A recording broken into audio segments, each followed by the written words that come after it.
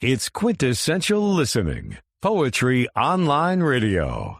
QLPOR, as it's widely known, features a bevy of poets, spoken word artists, and live poetry readings with best-selling authors. Your host is Dr. Michael Anthony Ingram. My guest is Farastein Mokwenye. He is an entrepreneur, engineer, freelance writer, and the author of a historical romance fiction novel that takes place during the transatlantic slave trade. Can you tell me what inspired you to write a historical romance fiction novel? I've always been an history buff, always interested in history ever since I was a child.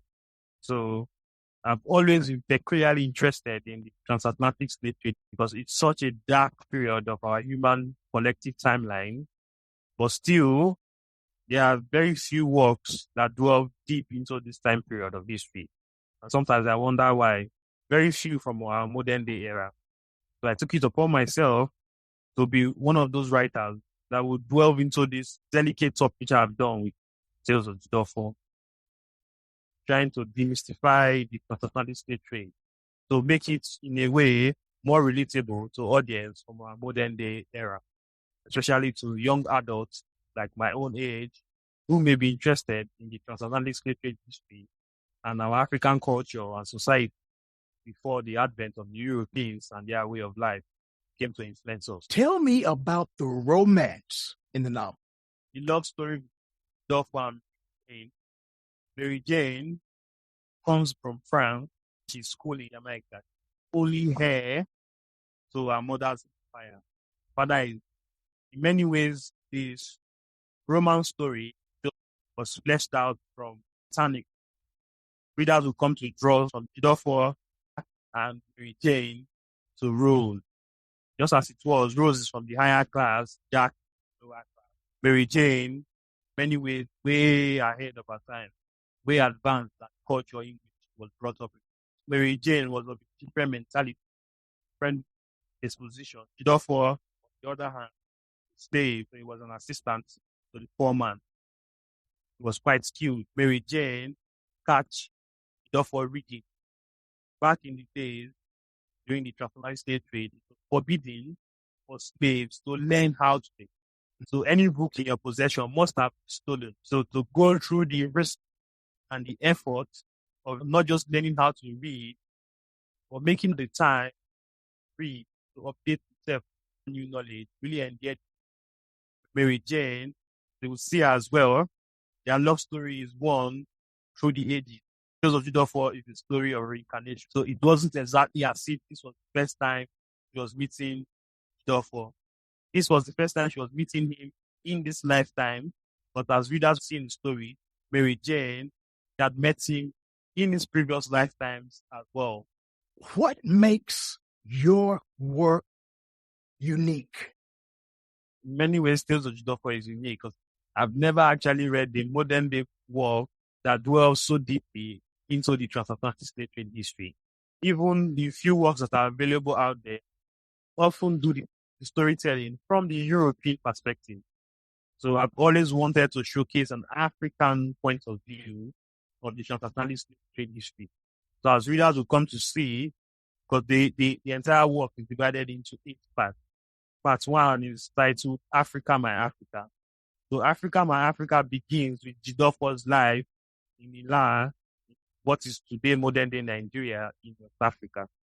So the story doesn't just jet off from the European perspective, delves so deeply into our African way of life before the Europeans.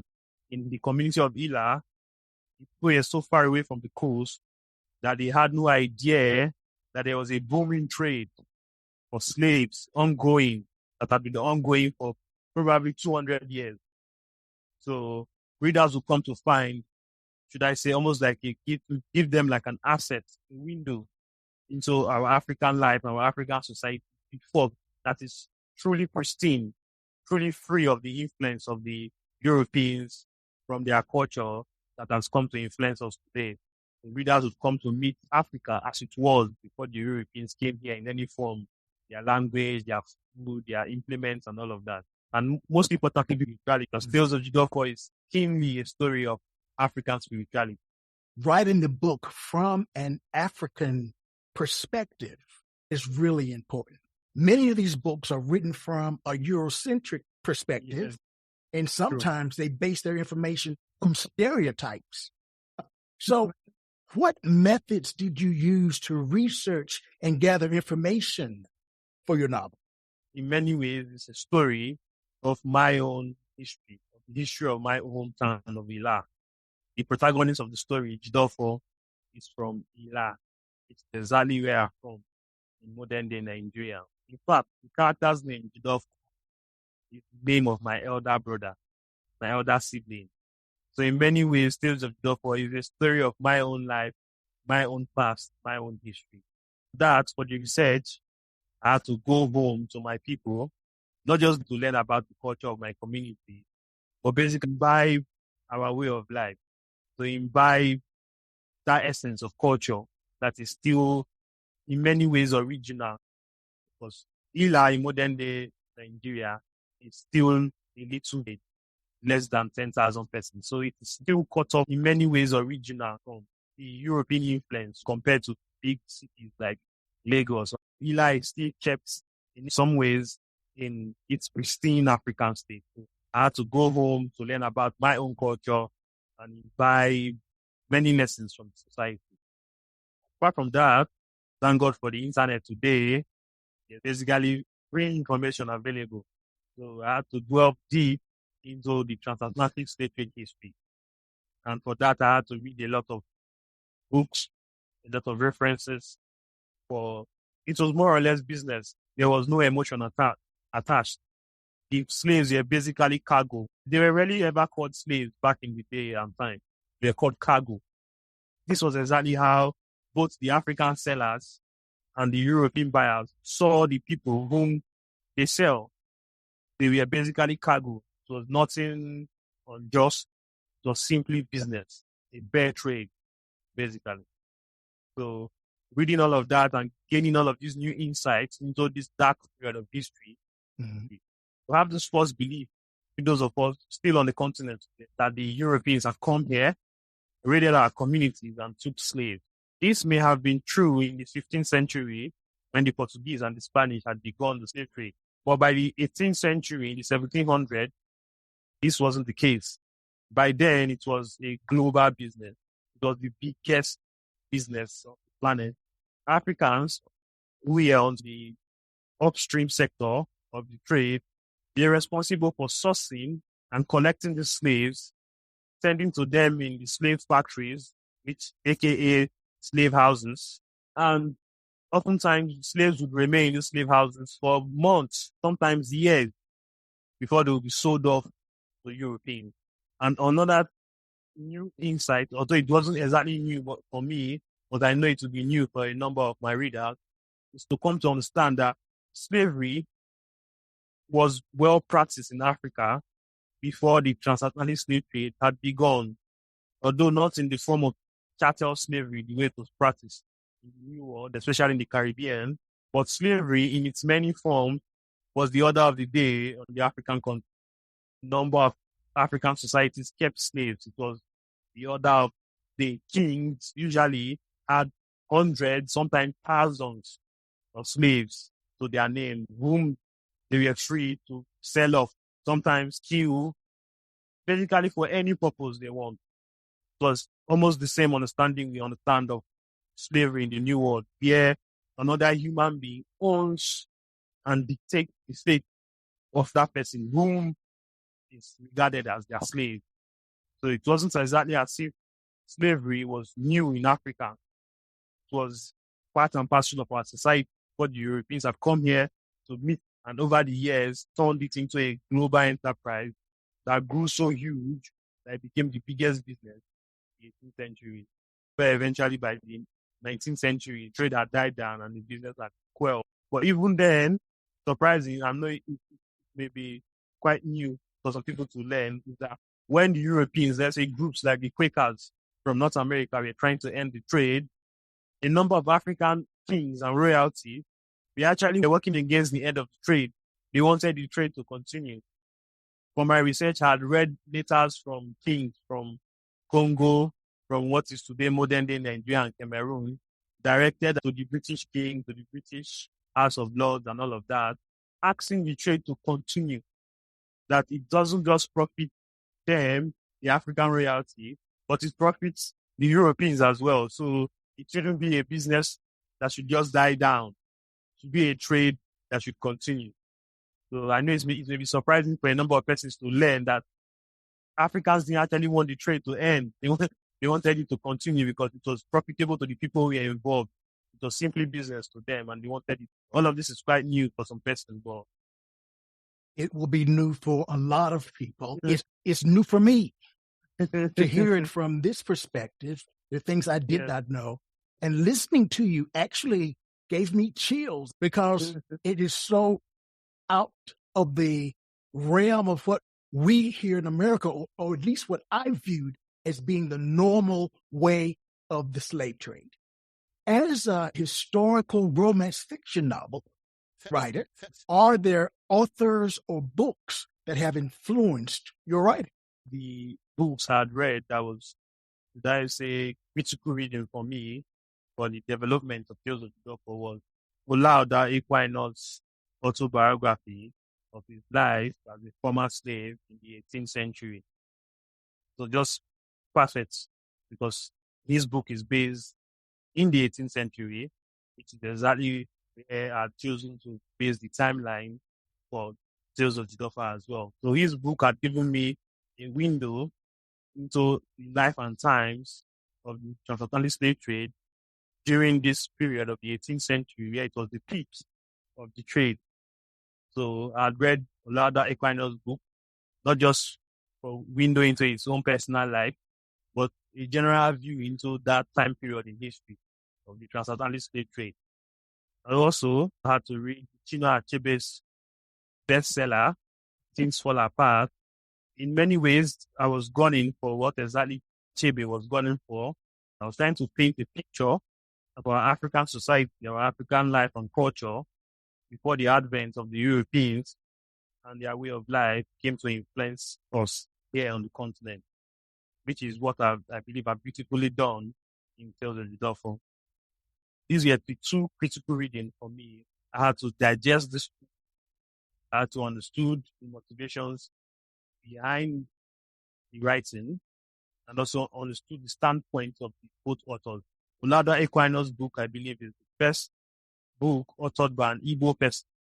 It was published in Chinua Achebe's book was published in 1959. We'll be right back.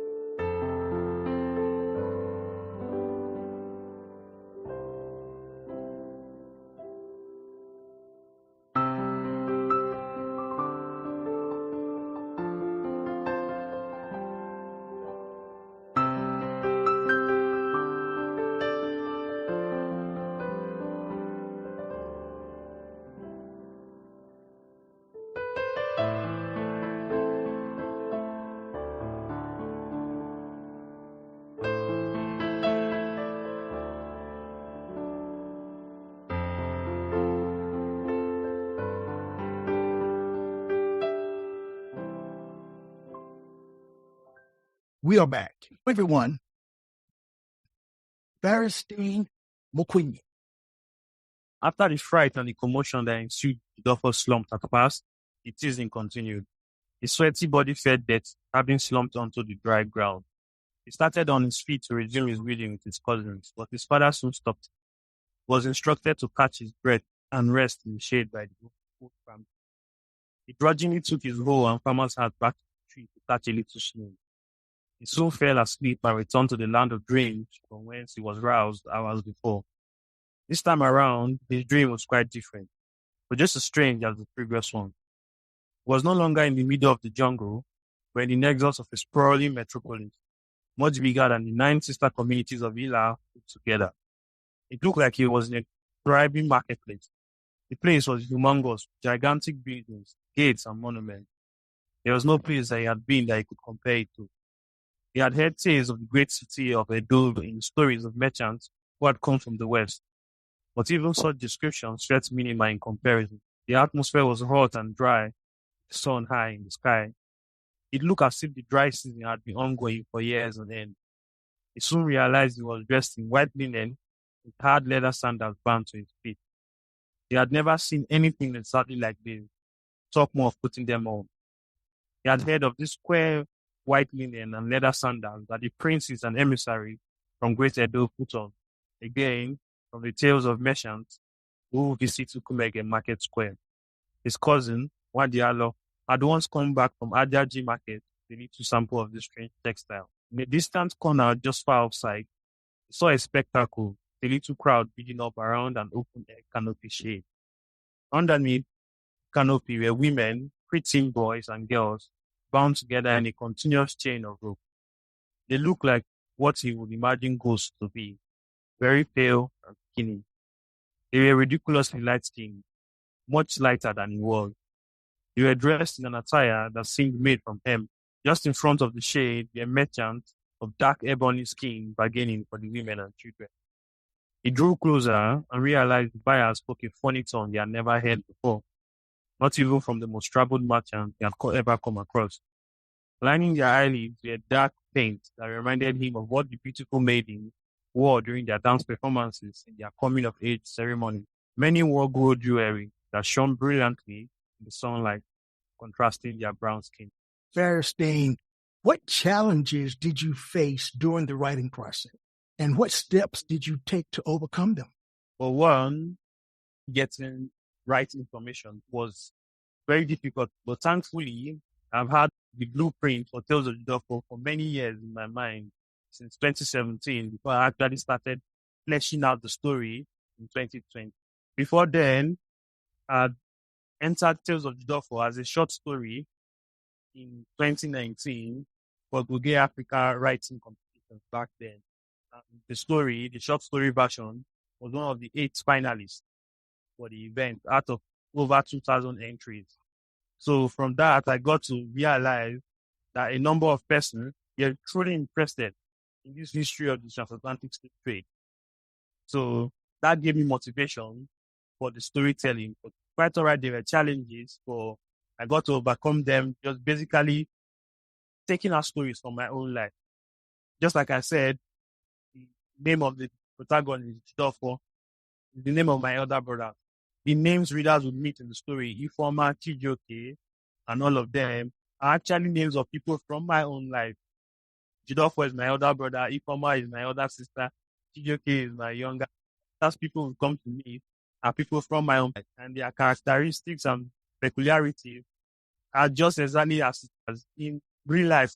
That I like to call Tales of Jideofor fictional history, which it is, but it is true history, but disguised as fiction in many ways. The theme and the plot outline for Tales of Jideofor had come to me in my sleep from a dream I had in 2017, where, as readers will come to see in the story as well, where Jideofor was in the jungle, being led, basically trapped and being dragged along.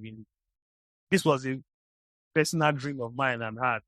It felt as if it was a visit into some world, into some past life. The Tales of Jideofor is also a story of reincarnation, because in our African belief, the concept of the afterlife is that of reincarnation. The general idea is that we are all sent to reality with some mission, some purpose. And if that mission is not fulfilled, continue to come back here till it is fulfilled. Almost like it is in a school, class. You fail a course, you keep taking it over and over again until you pass. That is the understanding of our African concept of the afterlife, which is very well stressed, very well elaborated in Tales of Jideofor. So with your book, you stated that it came to you in a dream. Am I correct? Yes. So how did you structure and organize your dream? Is chapters, different sections, based on different years or months? The story, in some ways, divided into two sections. Jideofor's life in Africa and Jideofor's life Caribbean provided like a blueprint, like a structure for me already made. So I just knew I had to flesh out Jideofor's life in Africa, Jideofor's life in the Caribbean as well. And from my research, I've come to understand how exactly it was slaves taken from the hinterland, how they got to the coast 300 years ago. So I'm writing historical fiction. I knew exactly how the storyline would follow. It would be stolen.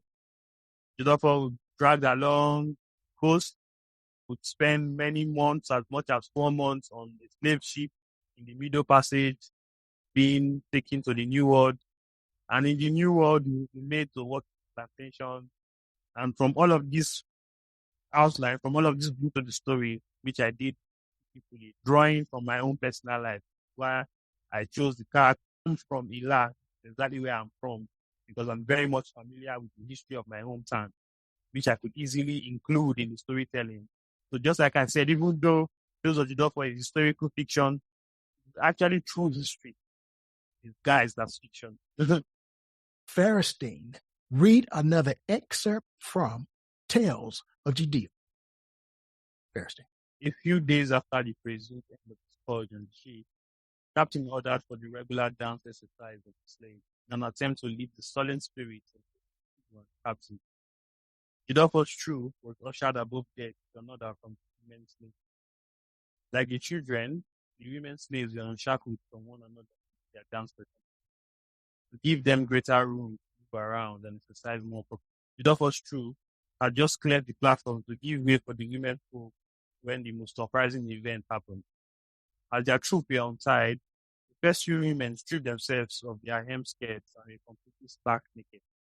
It was, of course, amusing at first to the sex-starved sailors who sought out every opportunity to molest the women slaves. Not until these unshackled women held hands together and started in unison into a recitation, first by collective. They spoke Igbo that reminded Jideofor of the dialect spoken at Illah.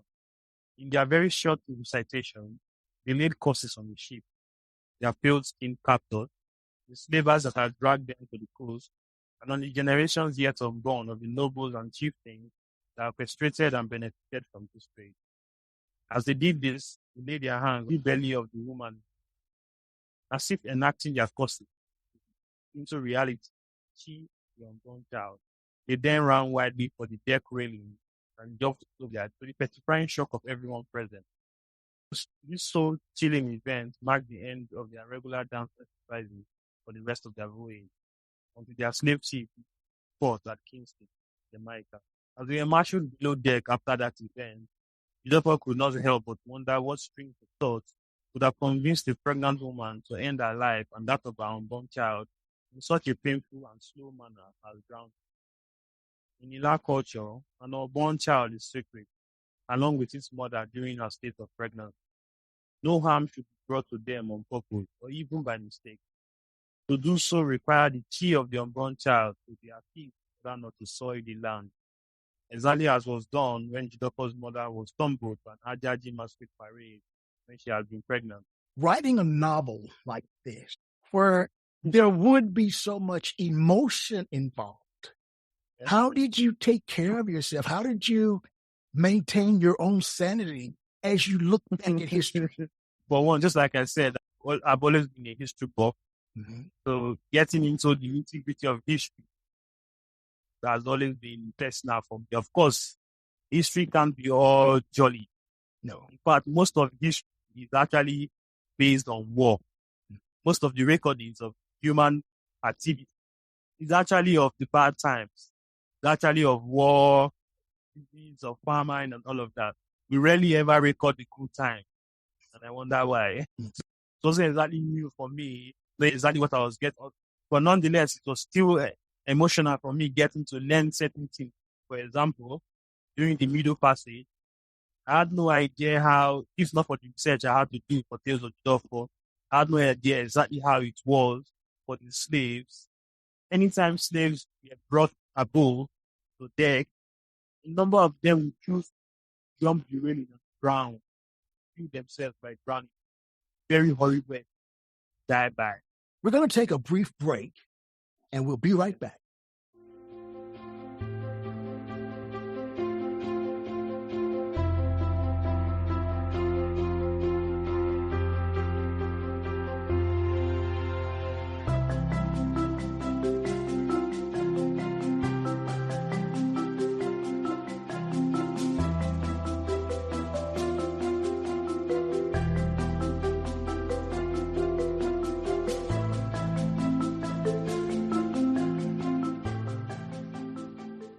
We are back. I am Michael Anthony Ingram. I'm here with the amazing Farastein Mokwenye. Farastein, read another excerpt. The Tales of Jideofor. His dreams that night were particularly weird. He did not wake up with only the memory of his chief jungle that he had in prison. He had been somewhere else and had heard the strangest sound that eventually led to the view. His view have been lake that marked the end of the land, view of the ocean. But I have never been outside the lands of the I dream of a place I have never been. Why would I? Therefore, wonder thing. He had always pondered, like most folks age, how one could dream of an event that had never taken place, or dream of a place one had never. Everyone had had the awkward falling from a cliff or any high place. It seems very realistic. One wakes up with a bound snap. Yet few bother to wonder how they could dream of falling from the height when they had never fallen from such a height. He had been blessed since he could remember with a peculiar gift of called. His dreams that night were particularly weird. Not wake up only with the memory of his change, as he had in previous. He had been somewhere else and had heard the strangest sound that eventually led to the view he had ever seen in his life. His view could only have been that of what he had heard merchants who had been to the southern land describe, that of the lake that marked the view of the ocean. But I have never been outside the lands of the land. How could I dream of a place I have never been? Why would I? Unlike most folks' age, how one could dream of an event that had never taken place, dream of a place one had never been.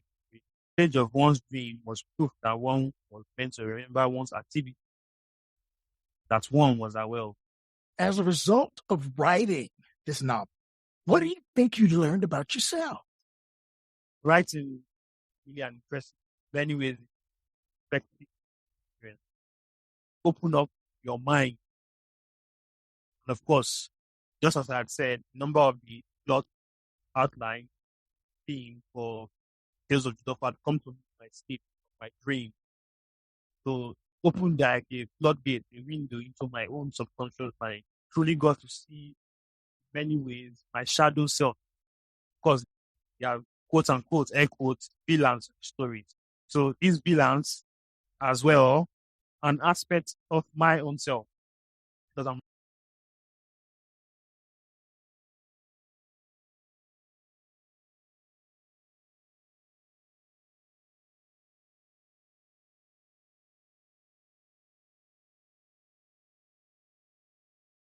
it was quite eye-opening for me that this is, though not exactly me, my current form, but this is an aspect of my subconscious mind. It's really new ground. But to grow, as I come to understand, to grow, we must accept ourselves for who we are, both the light and dark. So writing the story really into my own mind, my own consciousness. Your novel, when it reaches the masses, based on your experience, do you have any advice for aspiring historical romance fiction writers that you would like to share? Well, for one, writing history almost provides a blueprint for your story. Let's say you're writing about World War II. You can't make it out. Germans can't twist history around. That's the point I'm driving at. Even though it is fiction, since you have chosen to write about history, there has to be elements of truth in storytelling. Even though it's fiction, you can't just make up anything you want and put it because you are writing about history, even though it's fiction. So you have to truly digest all of this surrounding the period you have chosen to write about. Someone like me, writing about the transatlantic trade, it was quite dark, even though certain aspects of my research had brought certain sentiments to me. I had to imbibe all of that because I knew what I was getting. It wasn't exactly pretty party. all of that, even though it's fiction, it must be painted exactly how it has occurred. But as a result of writing this novel, what do you think you learned about yourself? Writing really impressive in many ways. So opened like a floodgate, a window into my own subconscious mind. Truly got to see many ways my shadow self, some aspect of my own personality as well. But I'm the one fleshing it out. Yeah, quote unquote, air quotes, freelance stories, including the heroes. They are all aspects of it. I'm writing about telling them out the story. Coming to meet some of these villains, it was quite eye-opening for me that this is, though not exactly me, my current form, but it's an aspect of my personality. This is an aspect of my subconscious mind. It's really new ground. Yes. But to grow, as I come to understand, to grow, we must accept ourselves for who we are, both the light and dark. Finished writing the book. How did you celebrate your accomplishment?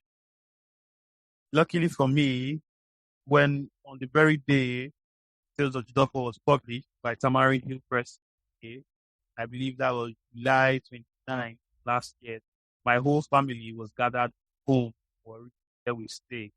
We had all come from my elder sister's marriage. So it was already a time of festivity. But I can remember that day peculiarly well because of memory for me. So I remember we went out, got some drink, got some barbecue catfish. I'm not sure you folks have this over there in the US. Some barbecue catfish. Celebrate with. Really had a nice time because, of course, this is my debut novel. I'm basically the first person in my extended family who has published a book that is not just published in Nigeria, but published quite the achievement. We've reached the end. What are you most excited about? What are you looking forward to? For one, Tales of Jideofor is part of a trilogy.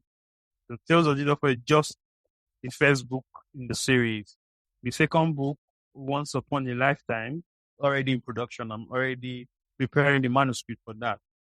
The audio book for Tales of Jideofor as well, it's almost done. We're done with the reading, just the editing stage that is left. That will be released next month, November. There's so much to come, and I'm so glad that I'm part of all of this process. It's almost like a dream come true for me. Fantastic. Farastein, I'd like to thank you for being my guest. Your work is epic. It's a story that needs to be told.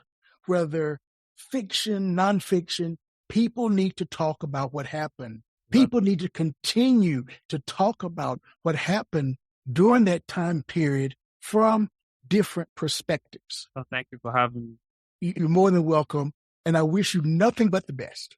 Thank you. Quintessential Listening, Poetry Online Radio, is available on iTunes, Spotify, SoundCloud, and Stitcher.